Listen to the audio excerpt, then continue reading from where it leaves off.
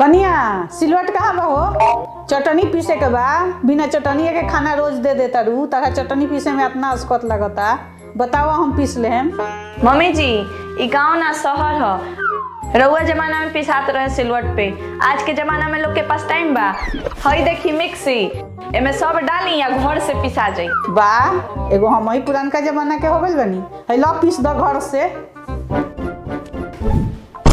जा मम्मी जी लाइने कट गए। अब चली बैठ के इंतजार करी, लाइन आई तो पिसाई।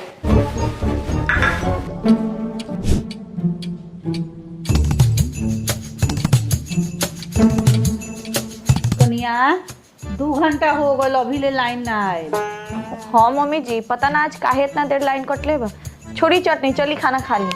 का छोड़ी? बिना चटनी के खाना अच्छा लगेला। ऐसे तो अच्छा तारा लोग के शहर से तो अच्छा हमारे गाँवे रहे कि जब मन करे पीस लो अपन सिलवट पर।